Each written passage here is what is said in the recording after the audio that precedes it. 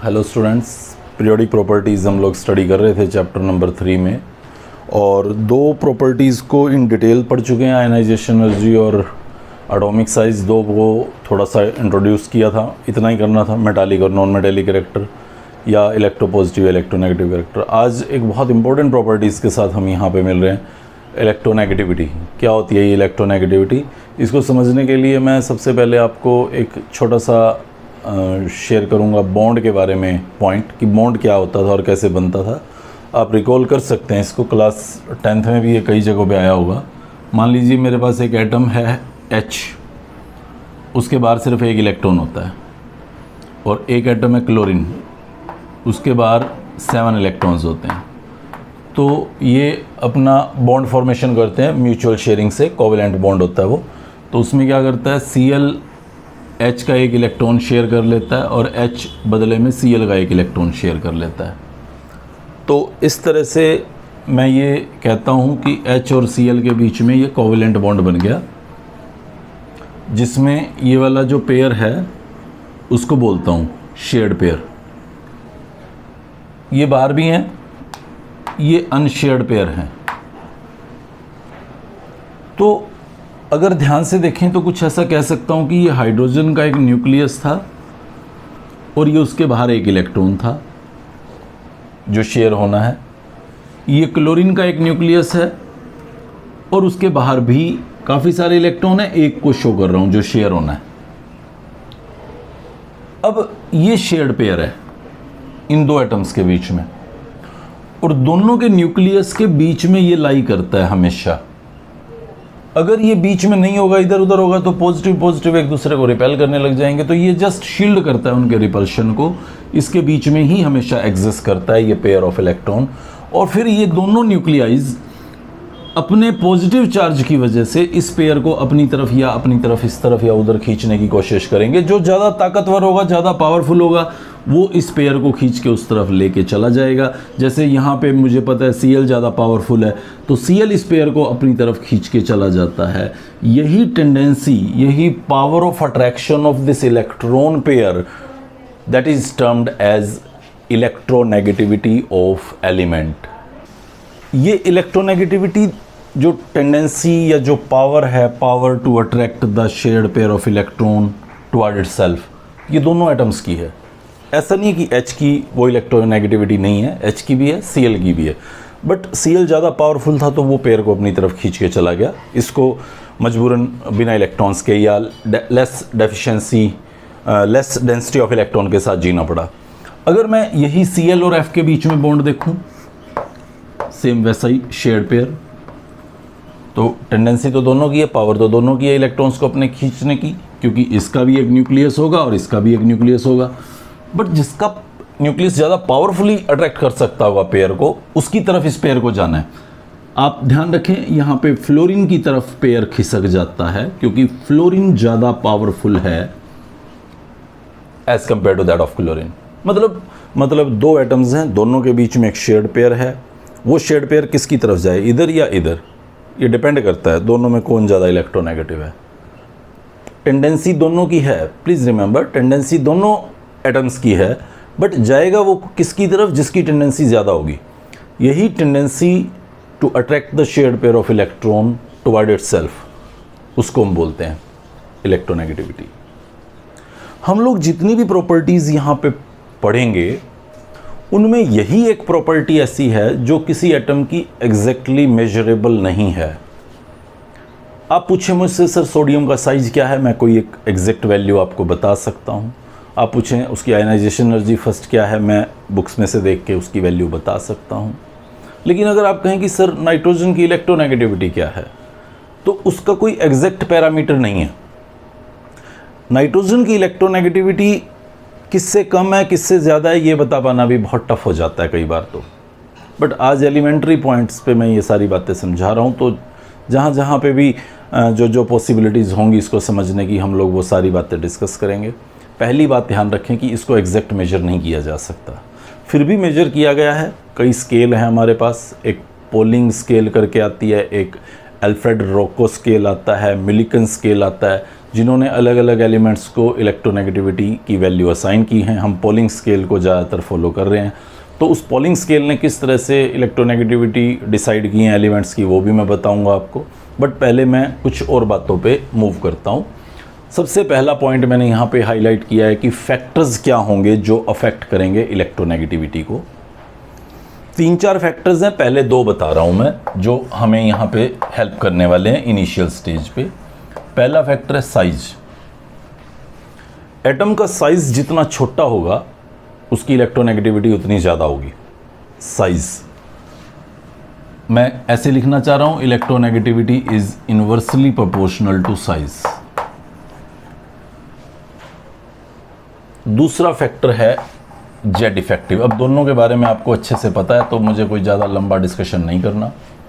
जितना ज़्यादा effective nuclear charge होगा, इसका था यहाँ पे इफेक्टिव न्यूक्लियर चार्ज ज़्यादा, या यहाँ पे इसका है, वही उसको अपनी तरफ खींच पा रहा होगा। मतलब electronegativity that is directly proportional to Z effective. Please remember, एक अकेला कुछ नहीं बता पाएगा, दोनों ओवरऑल मिलके बताएंगे। कौन डोमिनेंस दिखाएगा कुछ क्लियर कहा नहीं जा सकता। जैसे मैं यहां पे एग्जांपल लूं H और Cl का, तो मुझे पता है H का जो साइज है वो छोटा है, और H का साइज छोटा है तो फिर मुझे लगता है कि इलेक्ट्रोनेगेटिविटी हाई होगी। लेकिन रियल में तो ऐसा नहीं है। रियल में तो Cl इलेक्ट्रॉन पेयर को अपनी तरफ खींच रहा है, तो वहां पे जेड इफेक्टिव डोमिनेट कर रहा है। आप समझ सकते हैं, हाइड्रोजन के न्यूक्लियस में तो सिर्फ एक प्रोटॉन होता है, और क्लोरीन के अगर आप न्यूक्लियस को जाके देखें तो वहां 17 प्रोटॉन्स हैं।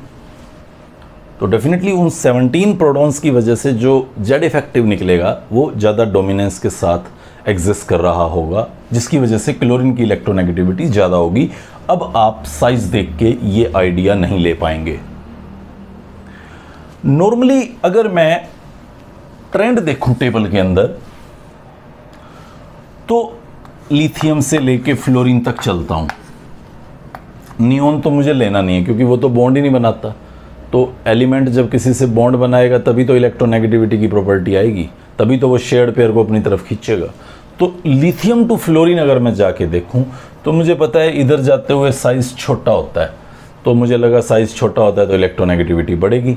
और अगर मैं इधर से इधर जाऊं तो जेड इफेक्टिव बढ़ता है, तो जेड इफेक्टिव बढ़ता है तो भी मुझे लगता है इलेक्ट्रोनेगेटिविटी बढ़ेगी। तो मैं ऐसा मान लेता हूं कि लिथियम से फ्लोरीन जाते हुए इलेक्ट्रोनेगेटिविटी बढ़ेगी, और ये सच भी है, बिल्कुल परफेक्टली सच है ये, कि लेफ्ट टू राइट जाते हुए इलेक्ट्रोनेगेटिविटी इंक्रीज होती जाती है। तो मैं एक पॉइंट बिना किसी एक्सेप्शन के, मुझे कहीं एक्सेप्शन नहीं दिखने वाला, electronegativity increases on moving left to right in table. ये मेरे पास एक पॉइंट आ गया, और उसकी वजह आ गई जेड इफेक्टिव का बढ़ना और साइज का छोटा होना। अब डाउनवर्ड चलते हैं। फ्लोरीन, क्लोरीन, ब्रोमीन, आयोडीन, ये डाउनवर्ड मूवमेंट है। मुझे पता है जेड इफेक्टिव पे कोई खास फर्क नहीं पड़ता, थोड़ा बहुत अप डाउन या तो कांस्टेंट ही रहता था इस ब्लॉक में, पी में भी बढ़ता था तो थोड़ा बहुत बढ़ता है नीचे जाके। ओवरऑल साइज डोमिनेंस के साथ बढ़ता है यहाँ पे भी। तो मैं क्या ऑब्जर्व करूँगा कि नीचे जा रहा हूँ, साइज़ क्योंकि बड़ा हो रहा है, तो इसका मतलब जो इलेक्ट्रोनेगेटिविटी है वो घट रही होगी। यानी कि फिर मैं कहना चाह रहा हूँ कि फ्लोरीन की इलेक्ट्रोनेगेटिविटी सबसे ज़्यादा होगी और आयोडीन की इलेक्ट्रोनेगेटिविटी सबसे कम। तो मेरे पास एक पॉइंट आ जाता है कि electronegativity decreases on moving downward in any of the group. क्या कहीं पे कोई एक्सेप्शन, जैसे आयनाइजेशन एनर्जी में आ गया, साइज में आ गया? तो मैं कहूँगा वैसे तो ब्रॉडली मुझे कहीं ऐसी नौबत नहीं आती दिखी। अगर मैं ऑक्सीजन, सल्फ़र, सेलेनियम, टेल्यूरियम में देखूँ जाके वैल्यूज़ को, तो वो डिक्रीज़ ही हो रही हैं, या इस तरफ जा रहा हूँ तो वो डिक्रीज़ ही हो रही हैं। इधर बढ़ती थी तो इधर घट रही है, नीचे की तरफ घटती है। तो एक आध जगह पे जब मैं पॉलिंग स्केल को बहुत कीनली ऑब्जर्व करूँ टेबल पे, तो मुझे ऐसा दिखता है कि कहीं कहीं फ्लक्चुएशंस आ रहे हैं, पर वो अपने काम के ही नहीं है, मैं उनको फोकस करता ही नहीं। बस मुझे इतना ध्यान रखना होता है कि लेफ़्ट टू राइट इलेक्ट्रोनेगेटिविटी बढ़ती है, डाउनवर्ड घटती है। इसको आप लोग फोकस करें। फ्लोरीन ये मोस्ट इलेक्ट्रोनेगेटिव है। फ्लोरीन की इलेक्ट्रोनेगेटिविटी सबसे ज़्यादा है। इस पूरी टेबल में सभी एलिमेंट्स की इलेक्ट्रोनेगेटिविटी अगर मैं कंपेयर करूं, O की दूसरे नंबर पे है, Cl और N की लगभग झगड़ा रहता है, लगभग सेम लिख रहा हूं मैं, वैसे क्लोरीन की ज़्यादा बताते हैं ज़्यादा जगहों पे। तो उसके बाद कार्बन का नंबर है, उसके बाद हाइड्रोजन का नंबर है। बस मैं इतना ही याद रखने की कोशिश करता हूँ, ज़्यादा मेरे लिए कोई इंटरेस्ट नहीं रहता मोस्ट ऑफ द टाइम। अगर ज़रूरत पड़ती है तो फिर मैं चेक कर लेता हूँ। हाँ, अगर कुछ हेलोजेंस डालना चाहूँ और तो इस N और C के बीच में ब्रोमीन और आयोडीन डाल सकता हूँ। तो ये मेरी फाइनल टेबल रहती है जो मैं याद रखने की कोशिश करता हूँ। और किसी एलिमेंट की इलेक्ट्रोनेगेटिविटी इस टेबल में फंसाने की कोशिश ही नहीं करता। किसी ने मुझसे पूछ लिया कि नाइट्रोजन फॉस्फोरस में किसकी ज़्यादा है, तो N पे चला जाता हूँ, वही सिंपल ट्रेंड फॉलो करता हूँ। फॉस्फोरस आर्सेनिक में किसकी ज़्यादा है, तो P पे चला जाता हूँ। मतलब उसमें किसी तरह का कोई ज़्यादा मेरे लिए यूटिलिटी नहीं है, बस इस टेबल को मैं थोड़ा सा दिमाग पे रखता हूँ। चलिए एक दो और इम्पोर्टेंट बातें बताता हूँ जो आपके इन फैक्टर्स को ही बढ़ाती जाएंगी कि इलेक्ट्रोनेगेटिविटी किन चीज़ों पे डिपेंड करती है। सी हेयर, बहुत इंपॉर्टेंट बात बता रहा हूं। मेरे पास कार्बन का एक एटम है और उसके साथ H लगा हुआ है। मेरे पास कार्बन का एक और एटम है, उसके साथ भी H लगा हुआ है। मेरे पास कार्बन का एक और एटम है और उसके साथ भी H लगा हुआ है। अब मैं देखना चाह रहा हूं कि क्या तीनों कार्बन्स की इलेक्ट्रोनेगेटिविटी सेम होगी। आप कहेंगे यस सर, 2 एटम्स ही तो आपने ले रखे हैं। बट नहीं, रुकिए अभी। आपको पता है 10th में पढ़ा है आपने, कार्बन 4 बॉन्ड बनाए जाने के लिए जाना जाता है, टेट्रावेलेंट होता है। तो यहाँ कार्बन ने ये 4 बॉन्ड बनाए हुए हैं, 3 अलग अलग एटम रहे होंगे। यहाँ कार्बन ने एक डबल बॉन्ड बनाया हुआ है, एक सिंगल बॉन्ड, मतलब 3 बॉन्ड उसने भी और बनाए हुए हैं, जो मैं दिखा नहीं रहा था पहले, मेरी गलती थी, या मैं कहूँ कि मैं अपनी बात समझाना चाहता था। यहाँ भी कार्बन ने 4 बॉन्ड बनाए हुए हैं, एक ट्रिपल बॉन्ड बनाए हुए, 10th में पढ़ा है आप लोगों ने सारा। अब अगर मैं कहूँ कि कार्बन की इलेक्ट्रोनेगेटिविटी तीनों में सेम है, तो मैं बेवकूफ़ी कर रहा हूँ। इन तीनों एटम्स की इलेक्ट्रोनेगेटिविटी सेम नहीं है।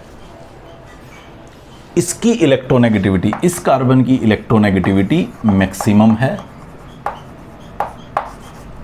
और इस कार्बन की इलेक्ट्रोनेगेटिविटी मिनिमम है। ये क्या बवाल उठ खड़ा हुआ? एक ही एटम की अलग अलग इलेक्ट्रोनेगेटिविटी, तो मैं पहले ही बोल के आया हूँ आपको। ये कुछ ऐसा नहीं है कि मैं एग्जैक्ट मेजर करके बता पाऊँ आपको कि क्या है इलेक्ट्रोनेगेटिविटी। ये इस बात पे भी डिपेंड करती है कि आपका वो एटम सिंगल बॉन्डेड है, डबल बॉन्डेड है या मल्टीपल बॉन्डेड है। तो उसके अकॉर्डिंग उसकी इलेक्ट्रोनेगेटिविटी कुछ वेरिएट कर सकती है। Most of the time class 11 में जब आपसे पूछा जाता है कि कार्बन और नाइट्रोजन में किसकी इलेक्ट्रोनेगेटिविटी ज़्यादा है, तो हम लोग डेफिनेटली नाइट्रोजन की इलेक्ट्रोनेगेटिविटी ही ज़्यादा बता रहे होते हैं। लेकिन आप मेरी बात को ध्यान से अपने दिमाग में सेटल कीजिए कि ये जो कार्बन मैंने आपको दिखाया है, इस कार्बन की इलेक्ट्रोनेगेटिविटी नाइट्रोजन से ज़्यादा है। ये क्यों हो गया ऐसा, मैं आज अभी नहीं समझाऊंगा। आज तो आपको समस्या दे के चलूँगा, फिर जब हम बॉन्डिंग पढ़ रहे होंगे तो उस बॉन्डिंग के दौरान मैं इस समस्या से आपको दूर करूँगा। अभी तो ये समस्या के साथ बढ़ूँगा। मैं बस ये बताना चाहता हूँ कि ये ट्रेंड आप अपने दिमाग में परमानेंट सेटल ना कर लें, फ्लक्चुएट हो सकता है। मैंने यहाँ साफ लिख रखा है कि O की इलेक्ट्रोनेगेटिविटी F से ज़्यादा है, लेकिन अगर किसी एग्जाम्पल पे मुझे O ऐसा दिख गया, लाइक दिस, 3 बॉन्ड बनाए हुए, पॉजिटिव चार्ज लिए हुए, तो इस O की इलेक्ट्रोनेगेटिविटी पक्का F से भी ज़्यादा हो जाएगी। ये एक फैक्टर है, ये एक फैक्टर है जो इलेक्ट्रोनेगेटिविटी को डिस्टर्ब करता है। मैं हालांकि अभी इस चैप्टर पे ऐसी कोई सिचुएशन देख नहीं रहा, तो मैं यहाँ से हटा देता हूँ और सिर्फ एक फैक्टर की फॉर्म में आपके दिमाग में सेटल कर रहा हूँ कि एक टर्म पढ़ेंगे हम लोग आगे चल के 4th चैप्टर में, आज तो उसके बारे में बोलना वैसे गलती है। हाइब्रिडाइजेशन एक टॉपिक आएगा हमारे पास 4th चैप्टर में, जहाँ पे ये बात क्लियर की जाएगी कि कौन एटम फिर वो डबल बॉन्ड बना रहा है, ट्रिपल बना रहा है, उसके पीछे हाइब्रिडाइजेशन कैसे इन्वॉल्व है। तो वो भी एक फैक्टर रहता है जो इलेक्ट्रोनेगेटिविटी को डिस्टर्ब कर सकता है, डिसाइड करता है।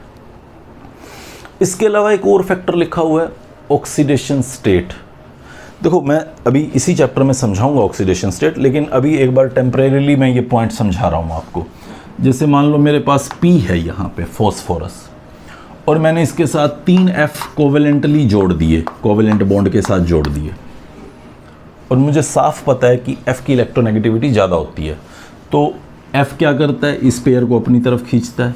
जब इस पेयर को अपनी तरफ खींचता है तो रिजल्टिंग वो पेयर जब F की तरफ आ जाता है तो F के ऊपर थोड़ा सा नेगेटिव चार्ज बढ़ जाता है, और रिजल्टिंग P के ऊपर पॉजिटिव चार्ज आ जाता है। रिजल्टिंग P के ऊपर पॉजिटिव चार्ज आ जाता है, पेयर को अपनी तरफ खींचने वाले पे नेगेटिव और जिससे पेयर दूर हुआ उस पे पॉजिटिव।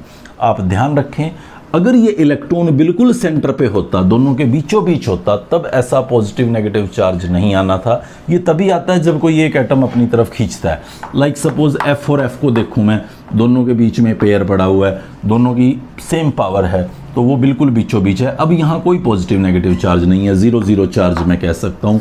और अभी फ़िलहाल अगर मैं देखूँ तो क्योंकि F ने पेयर को अपनी तरफ खींचा है, रिजल्टिंग F के ऊपर स्लाइट नेगेटिव चार्ज है और P के ऊपर स्लाइट पॉजिटिव चार्ज। इस पेयर को देखें, फिर F अपनी तरफ खींच रहा है, रिजल्टिंग F पे फिर स्लाइट नेगेटिव चार्ज आ रहा है। स्लाइट नेगेटिव, कंप्लीट नेगेटिव होता है इलेक्ट्रॉन पूरा F के पास चला जाए। 1.6 × 10⁻⁻19 कूलम, वो कंप्लीट एक नेगेटिव चार्ज है। ये पार्शियल नेगेटिव चार्ज बोलते हैं इसको, जब पेयर सिर्फ F की तरफ खींचा है, रिजल्टिंग P पे एक और पार्शियल पॉजिटिव चार्ज आ गया है। ये F भी इस पेयर को अपनी तरफ खींच रहा है, रिजल्ट P पे फिर एक और पार्शियल पॉजिटिव चार्ज आ रहा है। तो ये जो 3 पॉजिटिव चार्ज आ गया इस P पे, इस 3 पॉजिटिव को ही बोलते हैं ऑक्सीडेशन स्टेट। मुझे लग रहा है अब आगे मुझे पढ़ाना ही पड़ेगा, यहीं क्लियर हो गया कि ऑक्सीडेशन स्टेट क्या होती है। किसी भी एटम पे आने वाला चार्ज जो उसके सराउंडिंग एटम डिसाइड करते हैं, ये उसकी ऑक्सीडेशन स्टेट होती है। जैसे यहाँ P पे आप देखें तो +3 चार्ज आ गया। आप इसको वो मत सोचिएगा कि ये 1.6 × 10⁻⁻19 कूलम × 3 है, नहीं, ये वो चार्ज वैल्यू नहीं है, ये चार्ज वैल्यू नहीं है, ये सिंपली एक ऑक्सीडेशन स्टेट है। जितने अलग अलग ग्रुप्स इस P के साथ लगे हुए पेयर्स को खींच के इस पे डेफिशिएंसी कर रहे हैं, ये एक पेयर दूर हुआ तो एक प्लस, ये दूसरा पेयर दूर हुआ तो दूसरा प्लस, ये तीसरा पेयर दूर हुआ तो तीसरा प्लस, ये 3+ इस पे ऑक्सीडेशन स्टेट है। एंड सिमिलरली मैं कह सकता हूँ इस पे -1 ऑक्सीडेशन स्टेट है, क्योंकि एक पेयर इसकी तरफ खींचा, इस पे -1, इस पे भी -1, ये ऑक्सीडेशन स्टेट होता है।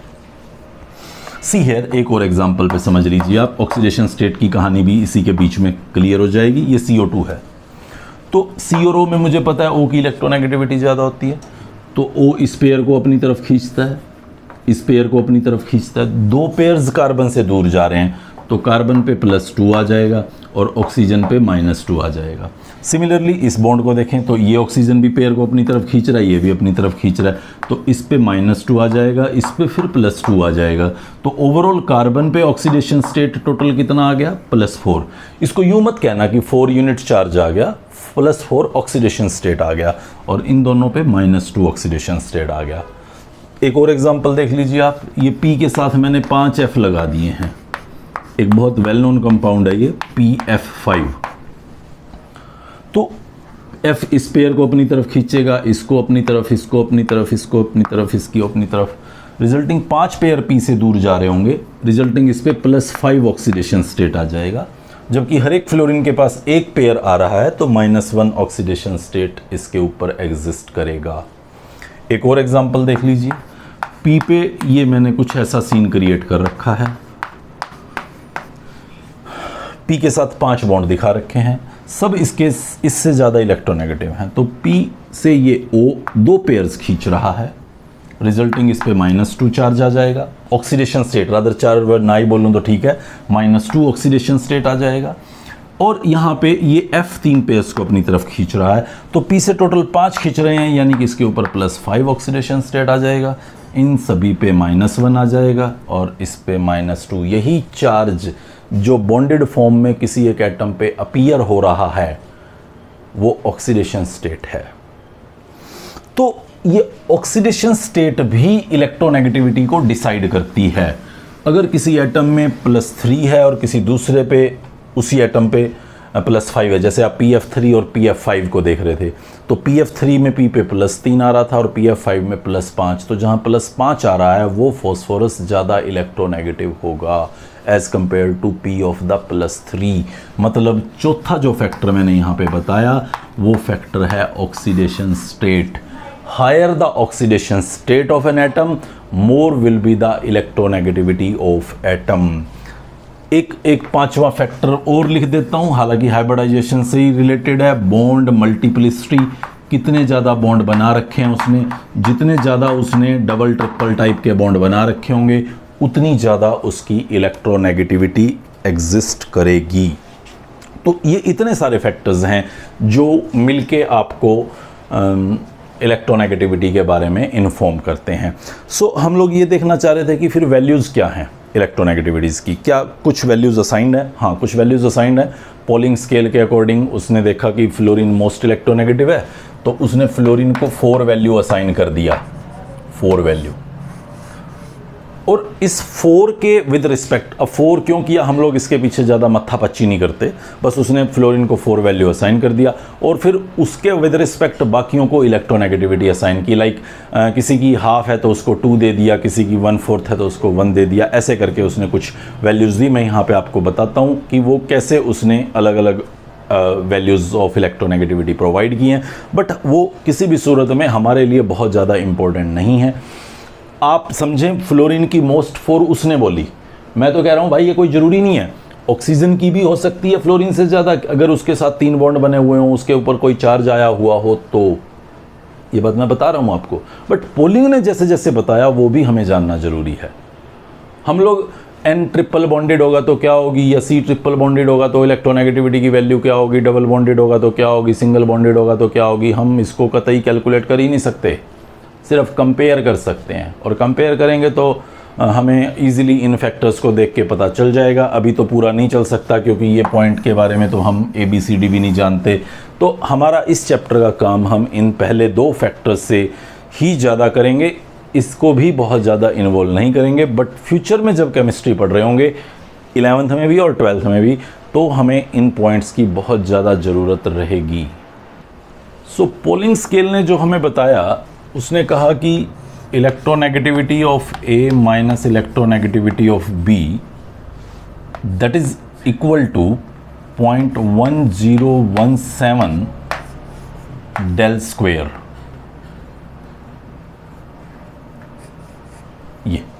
ये इस तरह से उन्होंने एक फॉर्मूला बताया, square root of this del, एक वर्ड जिसके बारे में मैं आपको अभी बता देता हूँ कि ये डेल क्या था। ट्रायंगल उल्टा सीधा कैसे ही लिख लो, उससे कोई फ़र्क नहीं पड़ता।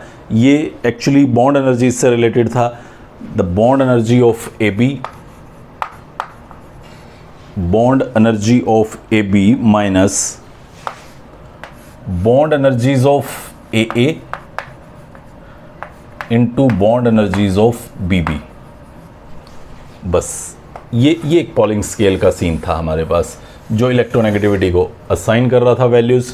और उसमें जो ये बॉन्ड एनर्जीज़ बोल रहा हूँ मैं, ये बॉन्ड एनर्जी होती क्या है वैसे तो ये भी अभी कभी सुना नहीं है हमने, बट आप सिंपल से वर्ड्स में ध्यान रख लें, अभी तो आगे चल के पढ़ेंगे थर्मोडाइनमिक्स में, कि किसी भी बॉन्ड को ब्रेक करने के लिए लगने वाली एनर्जी होती है, या कोई भी बॉन्ड जब फॉर्म होता है तो उस टाइम पे रिलीज़ होने वाली एनर्जी होती है बॉन्ड एनर्जी। और उसकी अलग अलग यूनिट्स हो सकती हैं, किलो जूल में आपको लेनी थी ये। देखिए, जैसे मान लो मैं ये चेक करना चाहता था कि इलेक्ट्रोनेगेटिविटी कार्बन की कितनी है या हाइड्रोजन की कितनी है, हाइड्रोजन वाली ले लेता हूँ, तो मैं B कंसिडर कर लेता हूँ फ्लोरीन के लिए और A कंसिडर कर लेता हूँ हाइड्रोजन के लिए।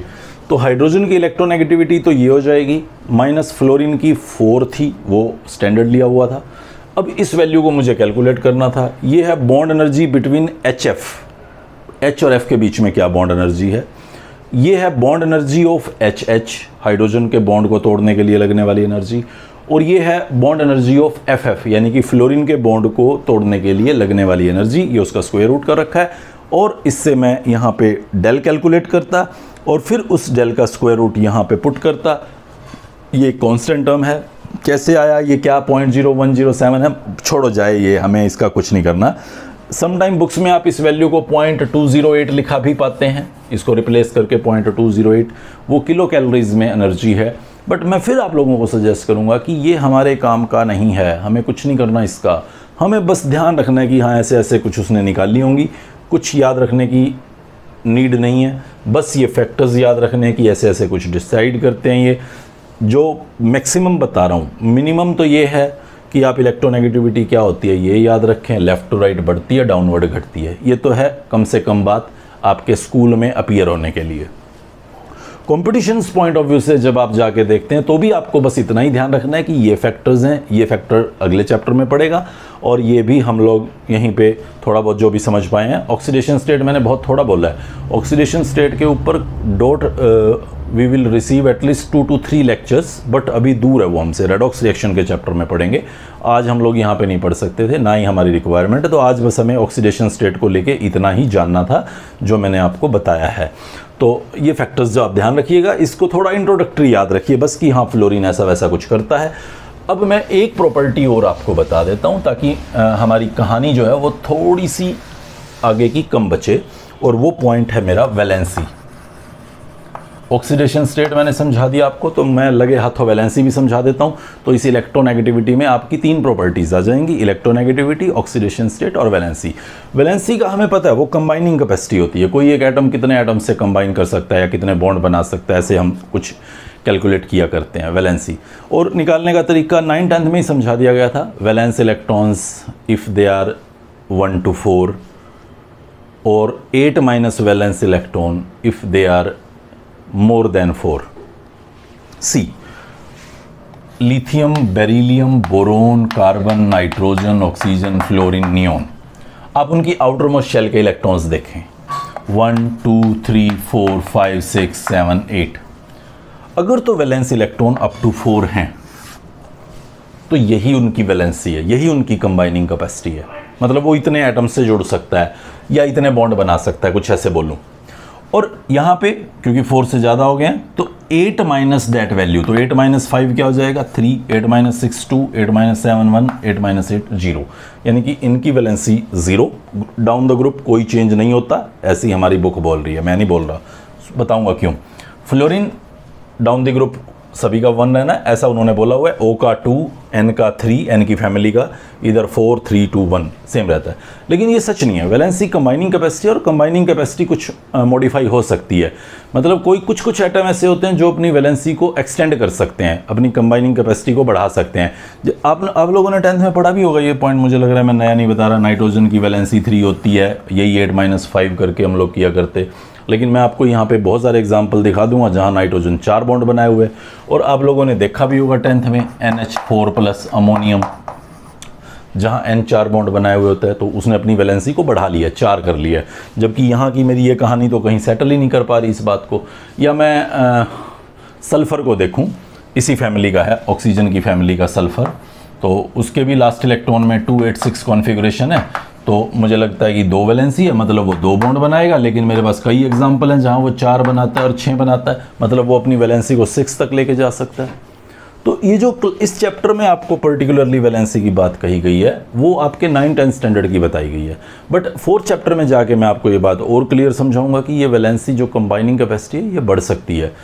किसकी बढ़ेगी किसकी नहीं बढ़ेगी ये भी बहुत लंबी कहानी रहेगी, अभी एकदम मैं फिनिश नहीं कर सकता। कुछ की वैलेंसी फिक्स होती है, कुछ की एक्सटेंडेबल होती है, तो कैसे कैसे एक्सटेंड हो सकती हैं, क्या क्या वैलेंसीज हो सकती हैं, वो सब आने वाले टाइम में हम समझते जाएंगे। वैलेंसी और ऑक्सीडेशन स्टेट दोनों एक अलग सीन है। वैलेंसी के एक सिंपली नंबर है जो उसके साथ कंबाइन करने हैं, कोई पॉजिटिव नेगेटिव का फंडा नहीं होता, जबकि ऑक्सीडेशन स्टेट वो चार्ज है जो अपीयर होता है, जो पॉजिटिव या नेगेटिव हो सकता है।